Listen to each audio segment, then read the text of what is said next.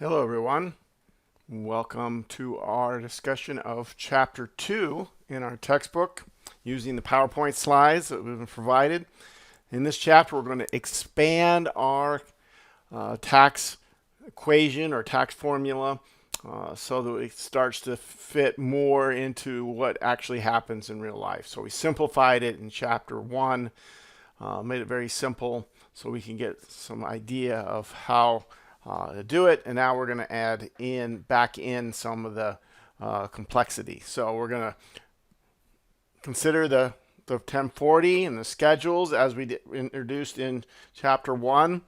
And we're going to introduce a concept called adjusted gross income, which is a subtotal or a partially calculated measure in the tax law that has a lot of implications. It has, we want to make sure we understand how it is calculated because many of the other deductions and credits are based on this number, meaning when Congress passes a law and makes something deductible or gives someone a credit for paying for something, often it is tied to AGI, which means, or adjusted gross income, means that the credit would go away as AGI gets too high or over a certain threshold or another deduction. So the idea is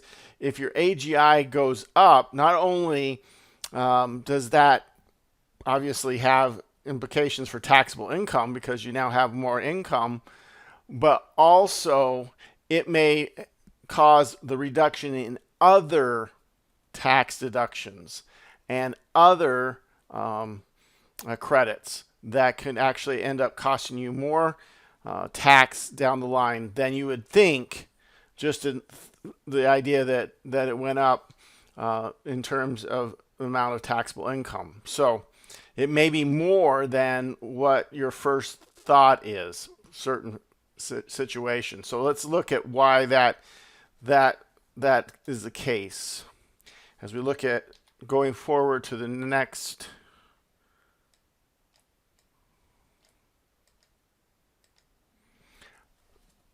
slide here. So here's our expanded tax formula. See where we've kind of expanded that.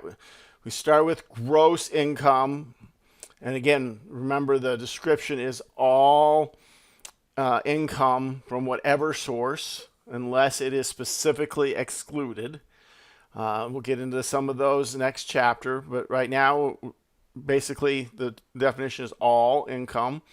And then there are certain deductions that come from gross income.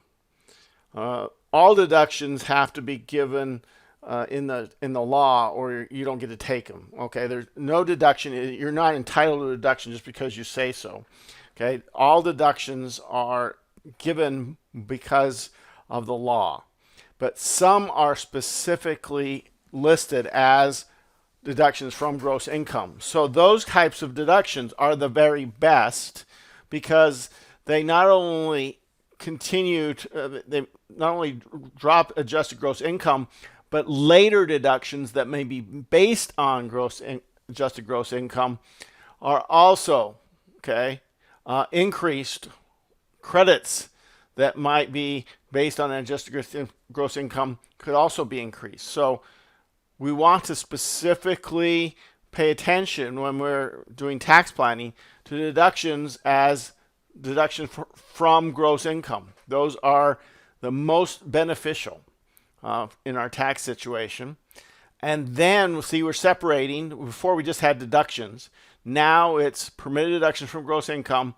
And then we subtract out the standard deduction or itemized deductions. Again, we will stay with the standard deduction for now. And we'll keep itemized deductions for Chapter 5. We will talk about the permitted deductions from gross income in Chapters 3 and 4. Okay, so that gives us a taxable income. Then we figure out using the tax rates in the tax rate table or the tax tables, what we practice in Chapter 1, our tax liability, subtract out tax credits And we just kind of lump these all together. Now we've separated them out. We've got tax credits, other taxes. Okay, so we'll introduce the idea that there are other taxes that kind of go along with income taxes, even though our focus is on income tax. We do have a self-employment tax that is critical and part of this. We usually bring up in terms of talking about income because it's based on income, and then the tax payments you've already made that go along with the refundable credits. So we have tax credits, which we will refer to as non-refundable, and those that are refundable that are treated basically like we paid our tax in. And then, of course, we come up with a tax refund or tax due, just like in Chapter 1 we learned last week. So this is the new formula. You kind of get the idea of where we're going in terms of talking about this. We are going to wait to the tax credits until Chapter 9 for the most part. But the others are kind of going to guide our discussion for a little while here. Certainly for the next several weeks until we reach the midterm. So we talked about filing status in Chapter 1. Now we need to add in a concept or two here. We only talked about single and married filing jointly, but there are technically five filing statuses.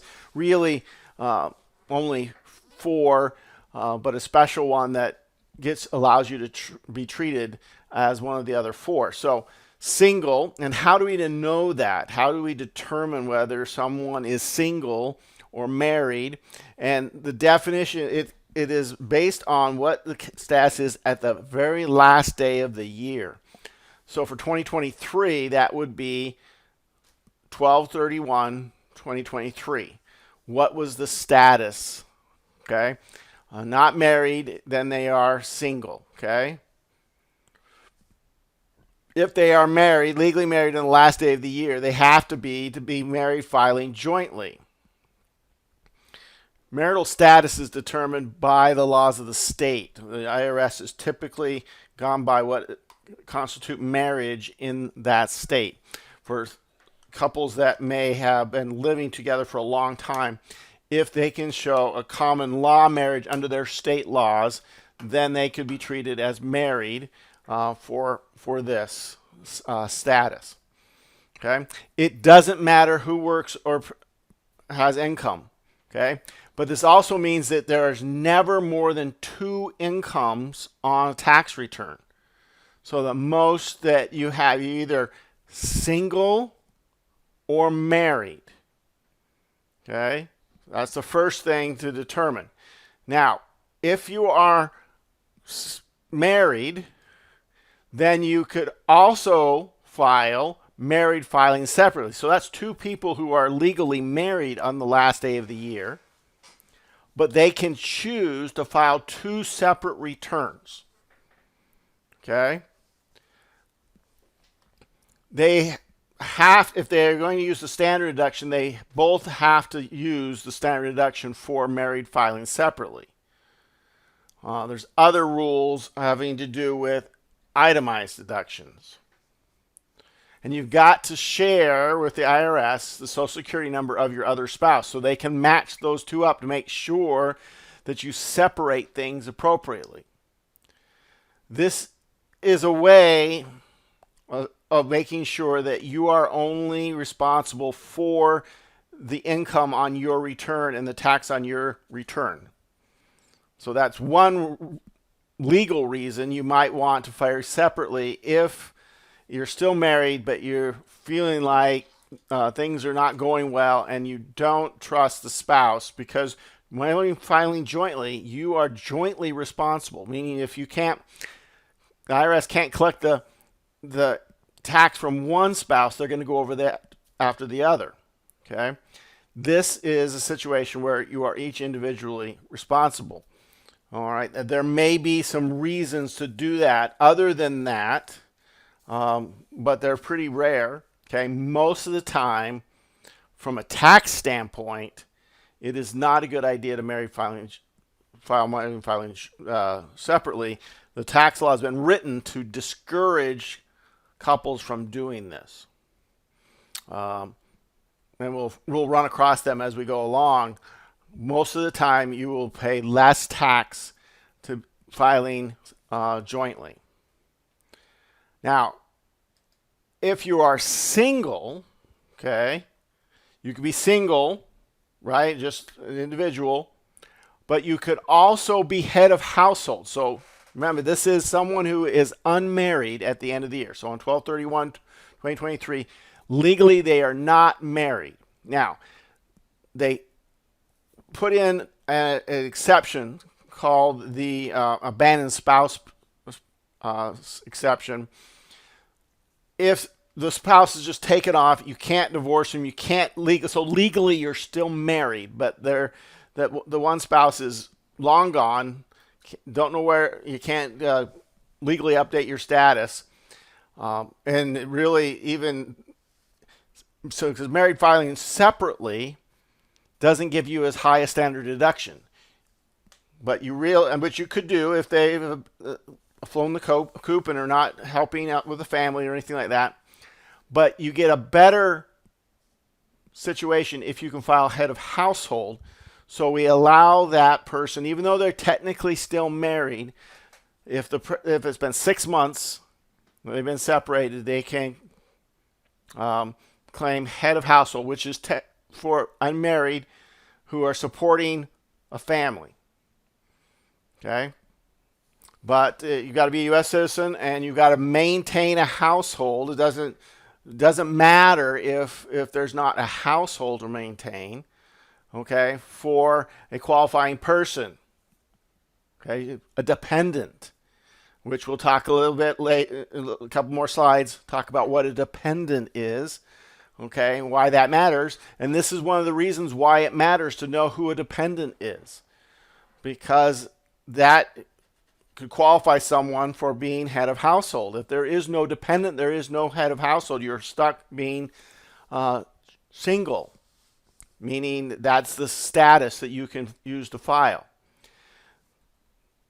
With the proliferation of families having to support elderly parents, okay, they have made an exception that if your parents live in a separate household, meaning they're in a assisted living facility, let's say, and you provide that, you're paying for that, you could claim them as a dependent, and therefore it only applies to parents, and then claim head of household if you were single. It doesn't necessarily change it if you're filing jointly. But if you're single, you could be head of household instead of just being single if you were supporting your parents, even though they live in a separate household. But most of the time, you have to provide a household, meaning you're providing a house and food and clothes and everything for a dependent. Now, the last status is really not a separate status. This is qualifying widow or widower is really married filing jointly, but the situation is your spouse has died. So technically, under the law, you're unmarried. So they've passed away by the end of the year, 12/31/2023. So at the end of the year, you're single. You haven't remarried, okay, and that sort of thing.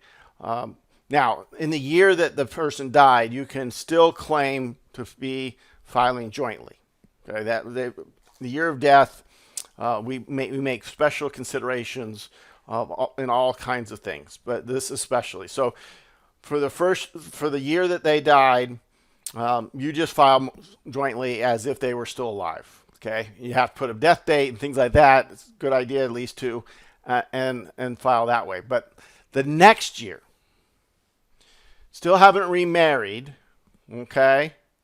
And you were ready. You were filing jointly before, in the years that they were alive. Okay. You can still file married filing jointly, which is the qualified widower, but only if you still have children at home. Okay. that you're paying for, that you're providing a residence and household, and it can't be somewhere else. It has to be at home, except for if they're away to school or something like that. Okay, so you have to provide that for a dependent child, which we'll also share the definition a little bit later. Okay, they have to be a dependent child, and that can be for the 2 years after the year that the spouse dies. So if the spouse dies in 2023, assuming that you file jointly in 2023, assuming you don't get remarried, you have a child that you are providing a household for. So this is really in there for those that pass away prematurely, when children are still at home. If you're in that situation, you can file jointly for 2024 and 2025. And then once you get to 2026, then this special status goes away, and you would be head of household, right? Because you would be single, assuming you still had the dependent child. Okay? So that is how that qualifying widower or works. It is not just having lost a spouse. You have to have lost a spouse and be supporting a child and not remarried. And of course, if you're remarried, you're going to file jointly, or could file jointly with your new spouse. All right, so dependents. We've already seen a couple of situations where knowing if someone qualifies as a dependent is important, okay? We could have any types of related individual, or even those that are not related that live with us, okay? Or we provide support for. They have to qualify if they meet, and they have to meet certain tests. So the tax law has established a definition of a dependent, and then a more restrictive for a dependent child. Okay? And so then in the tax law, when some things, you have to know whether it's just necessary to be a dependent or a dependent child. So for instance, as we'll get in chapter 9, there's a child tax credit. Okay? Well, that kind of sounds like that may be based on having a child, and that is correct. Okay? Not just a dependent, but a dependent child. So these are important definitions that have a lot of, you might say, legal loops or rules that we have to kind of remember or be able to look up. So the dependent must be a qualifying child relative and meet 3 general tests. Now, dependent taxpayer test. First of all, dependent can be claimed by someone else, then the dependent taxpayer cannot claim this person. No 2 people can claim the same individual as a dependent. So if someone is a dependent of me, they can't be a dependent of themselves. If I'm a dependent of myself, I can't be the dependent of someone else. Okay? So there, first of all, we determine who is providing support. Okay? There's a joint return test, which means that they cannot be eligible to file a joint return with someone else. So I can't, if I'm filing jointly with my spouse, I can't be a dependent of someone else unless my income is so low that I don't really have to file that return. I just do so to get my refund. Okay, but if my income is enough to have any tax liability, even if I paid it all, okay, then that means that I can't be a dependent of someone else if I file that joint return. And usually we have this kind of broad citizen, resident, okay, and so forth, that is more of a legal thing that you've got to look up if there's a question about how long they were a resident or a citizen during the year. Okay, so that applies to dependents or children or qualifying child. Okay. Now, if we look at qualifying child specifically, as we restrict it down, okay, the qualifying child must meet the relationship tests, meaning they have to be of a specific relationship. And we haven't listed all of those relationships here. You can find them in the textbook, okay? But it's a pretty good list, but it is still restrictive, meaning it is not your qualifying child is not your uncle is not going to be your qualifying child, okay? But your grandchild could be. Those that are the next generation down typically are going to be, okay? There's also flexibility for foster children and adopted children, all of that for the relationship test. They have to meet the age test, meaning they can't be too old. You're not going to be a qualifying child if you're over 19 unless you are a full-time student. Okay, so those people that you might be considering to be dependents, they could be a dependent, but they may not be a qualifying child if they are too old or they're not a full-time student. They have to reside with the taxpayer, and the taxpayer there may not be any other support that is more than 50% for the child. Okay, so we basically have to provide 50% or more of the support.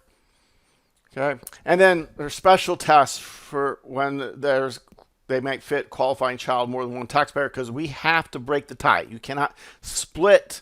You can't say, well, I get half of the tax benefit for having this qualifying child and you get half of this.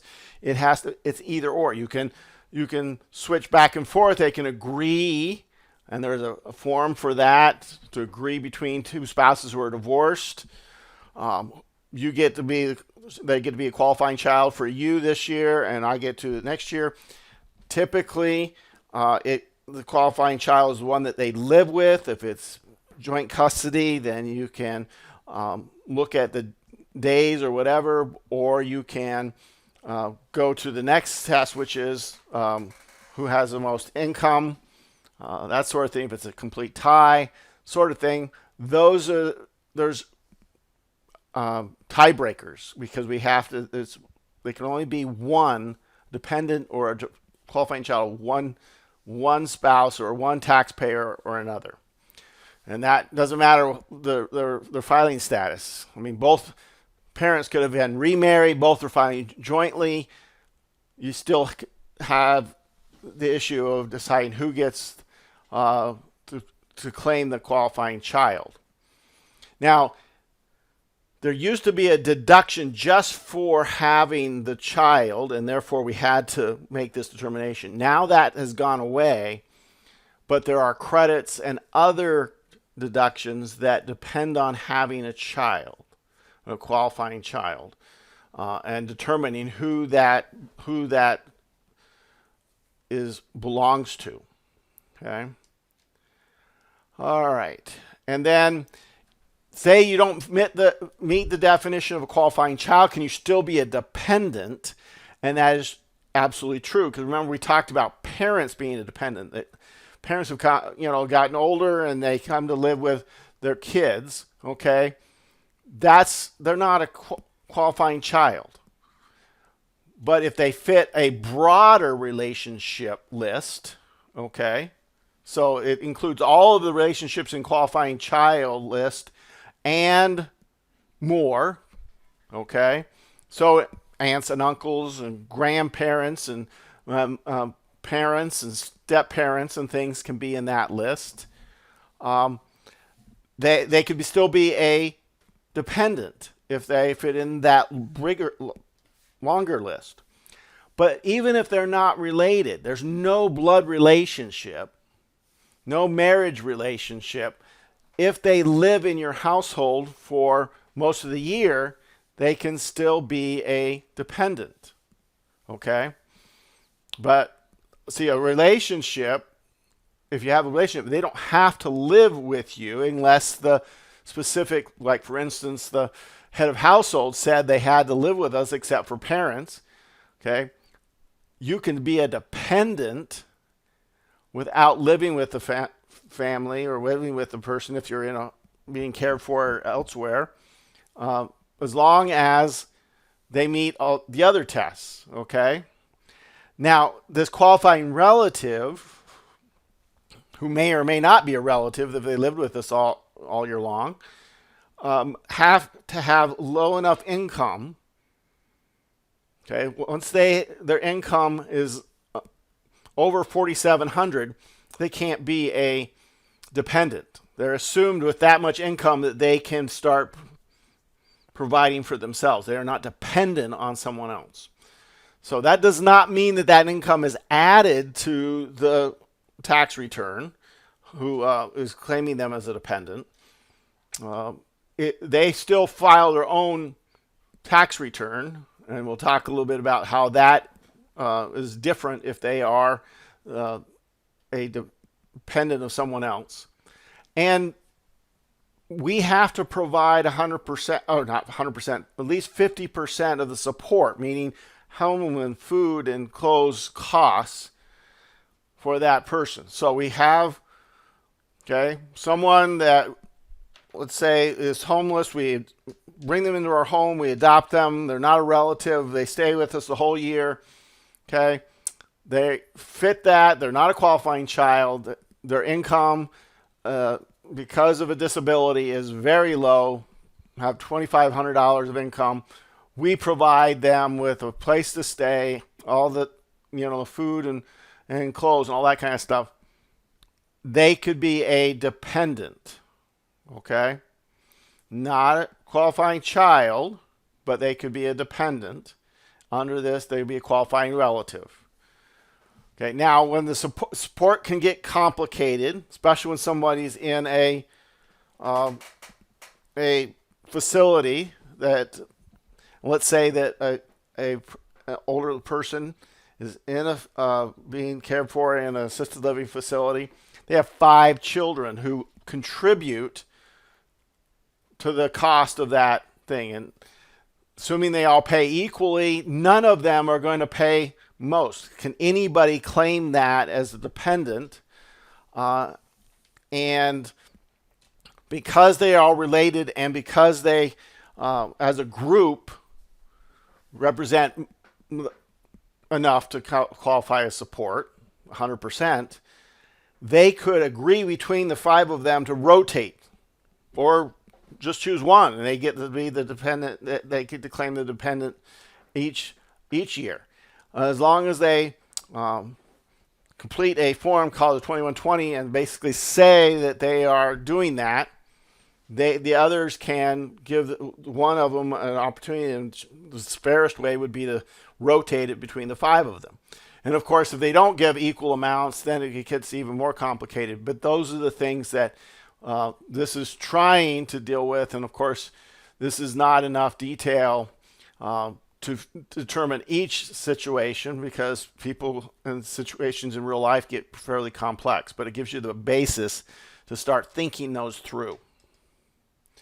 So now that we know what our filing status is and how we determine it, we know a little bit about dependents, because that's important in determining whether you have a head of household. Okay. These are the standard deductions for 2023 amounts. Adjusted for inflation automatically each year. They go up each year. Okay. So that is the only deduction so far that we know about, right, specifically. And these are the amounts we're going to use in our tax equation. Now, complicating facts. Not quite as simple as what we said there, okay? 2 situations. First of all, if you are over 65 or blind, you get additional standard deduction, okay? Which you then add on to the regular. and then use that amount. If you can be claimed as a dependent, not that you are claimed as a dependent, but that you can be claimed as a dependent under the definition we just went over by another taxpayer, now your standard deduction goes way down. Okay? So this is, let's say, a child. Okay? I have a 16-year-old living with me. He's clearly a dependent child. Goes and gets a summer job. What's the situation? Okay, they now are going to file a tax return separate from me as a parent. Okay, they're going to use a standard deduction of $1,250, not the $13,850 that was given for a single. Even though that's technically what they are. They're not married, right? They're single, but they're my dependent. They're going to use $1,250 or their earned income. Okay, but it will never be more than $13,850, the one for a single. So they go make $4,000 for the summer. Okay, standard deduction is technically $4,000 plus the $400, meaning that they're going to have any income they make wiped out. They'll have no tax liability. Okay. And that's what it's supposed to happen. Okay. If their income is just like unearned, meaning they get a bunch of interest because they're trust fund kids and grandpa left them a whole bunch of money and that pays them interest, then they are limited to $1,250. Okay. Because they don't have any earned income. They don't get a job. They don't need to. So they just have interest, and their standard deduction is $1,250. So they have that situation happening. And that's what it's about, is the situation where a kid is given a whole bunch of money by a grandparent or something and have lots of interest. We don't want them to be able to not pay taxes all the way up until $13,850. We only want to give them the $1,250 of income before they start having to pay taxes on. That's what the standard deduction does. It basically says you don't have any income tax liability until your income gets over this amount. Okay. Now, that's the one that reduces your standard deduction. Okay. And remember that my kid that is getting a summer job doesn't file with me. I don't add this $1,250 onto my standard deduction as a parent. They file their own separate return. They use the standard deduction, either the earned income from the job plus $400. Okay. If it's lower than that, they can use the $1,250. Okay. Now, if you qualify for the additional standard deduction, back to the parents, if they reach age 65 or the older generation, you might say, okay, if you're 65 and single, then you get the standard deduction of, right, the $13,850 plus $1,850. So you get to add those together. That's your new standard deduction. Okay. If you're married filing jointly and one of you is 65, you get the $27,700 plus $1,500. If both of you are 65 and you're married filing jointly, then you would take the standard deduction of $27,700 plus $1,500 plus $1,500. Okay. If you are head of household and you are blind, your standard deduction would be the head of household amount plus $1,850, assuming you're not under 60, you're still under 65. If you're over 65, head of household, you get the standard deduction that we gave earlier plus $1,850 for being over 65 plus $1,850 for being blind. Okay, so that's how those extra or additional standard deductions work. And then we've talked about this tax liability calculation. We practiced that in the chapter 1. I want to talk about withholding. Most of you are paying your taxes through withholding through your employer. Okay, that's where they take it out of your check. It's the easiest and simplest way. All right, but if you have other income that's not subject to withholding, or it is not withheld correctly, you may need to pay estimated payments. You do not cannot wait till the April 15th of next year. So if you have a side gig, okay, or some type of side hustle or business on that you earn income, you may have to make estimated payments to the IRS, and there are penalties if you do not put enough into to pay that tax based on what you're going to make for the year. And then, as we mentioned earlier, there are 2 types of tax credits: those that are non-refundable and those that are refundable. Examples: the adoption credit is non-refundable. You get a credit for the cost of paying for adoption. That is non-refundable, meaning it will only lower your tax liability, but you will never get a refund from it. Or the earned income credit, which most people have heard of, is refundable, meaning you can get it back if you have more earned income credit than you have tax liability. You can get the money back. So that's the difference between those 2 types of credits, and we'll get into much more detail on that in chapter 9 and how those rules apply. And then, of course, you either pay in or you get that refund. When you don't pay enough in, okay, or the IRS finds that you have something wrong on your tax return, and they look at it and say this was done incorrectly, and this is the new amount.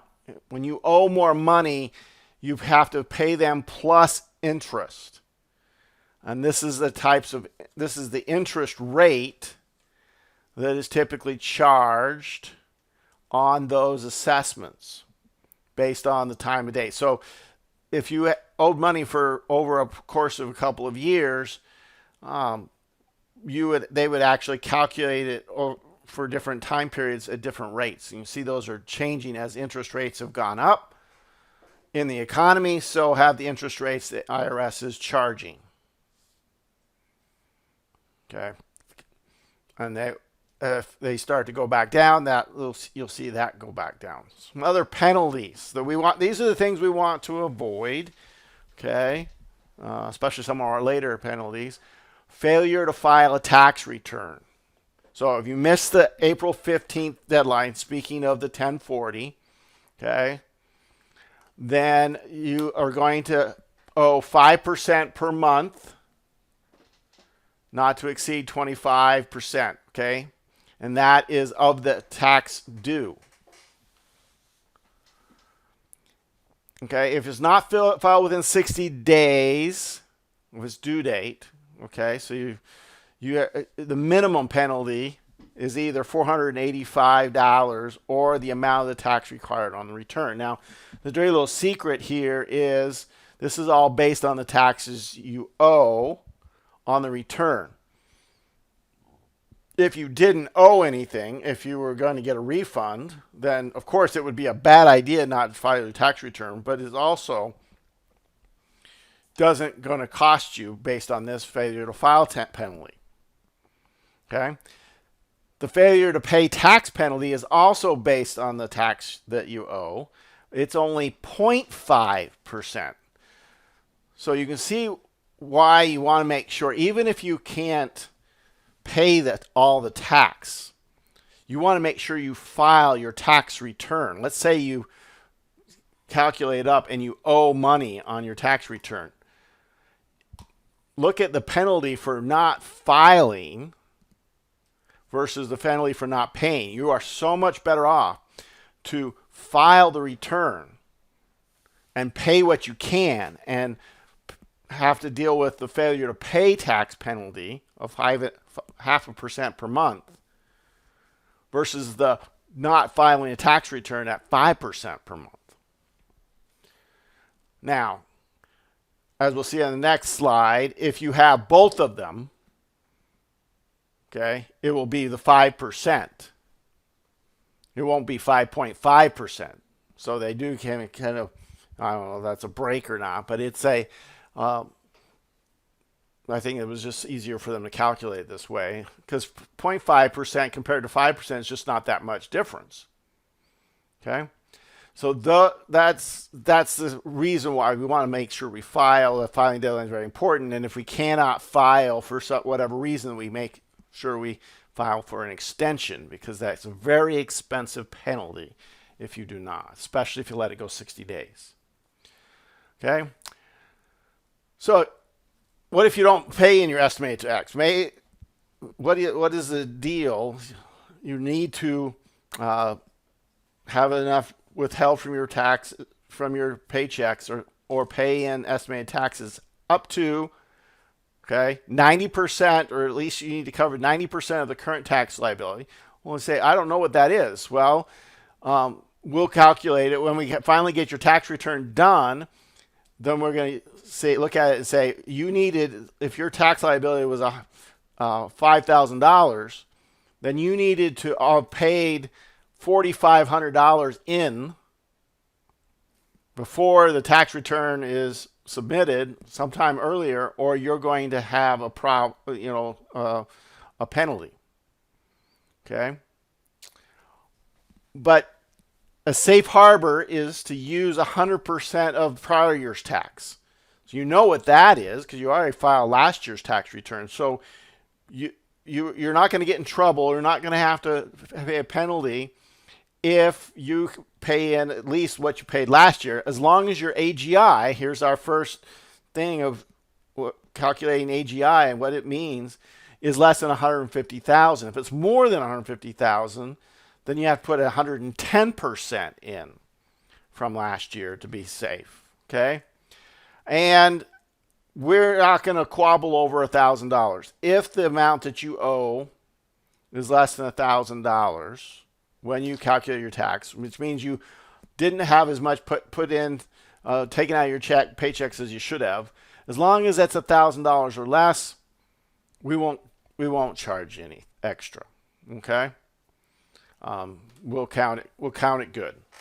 But if it's more than that, then that's when this whole thing comes in, and they're going to charge you interest like we talked about in the earlier slide, those interest rates.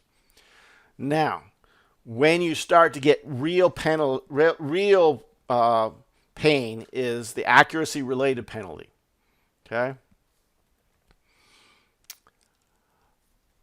Applies when there's negligence or substantial understatement. Okay, so that's when we're off by 20% or more, or at $5,000 or more. Okay, that's and if so, you missed by 20%, so the penalty is going to be 20%. Okay, that's when that starts to get into play, is when you really missed the amount that you should have paid in, because either you made a mistake, or you don't ever want to do it based on intention. You want it intentionally, because as soon as it's intent, you send in a tax return that you knew had problems with it because you didn't want to pay as much tax as you really owed. Now you're subject to what's called the fraud penalty. Okay?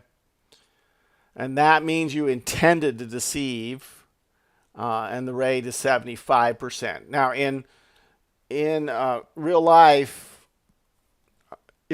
even if there's intent, if there's not a substantial amount of tax missed, then you're probably not going to get the fraud penalty. They're not going to bring that in if there's not already at least a 25% at least difference between what the tax should have been and what you came up with. Then you don't have to worry about the fraud penalty, even if you intended that. Okay, typically. They're not going to start looking for intent. Remember, intent is hard to prove. So this is where the IRS turns it over to what they call the criminal division of the IRS, which goes after tax criminals. Okay, these people could actually go in jail. Besides the penalties, besides these people could actually end up spending time in jail because there's intent. Very difficult to prove intent, but once you turn over the criminal, you are accused of a crime, and you're going to be treated just in many ways the same way as someone who defrauded, stole money from their employer, who broke into a home and took money. Those same types of things, and you're going to be prosecuted in the same way. The trial is going to end up being very similar unless you plead out, that sort of thing. And then erroneous claim for refund or tax credit, separate than the accuracy, meaning that you just sent something. This is, some people got into the thing of it. Well, I'll send a tax return, but it's not going to have any information on it, just so I meet the filing deadline, or it doesn't have any of the right information.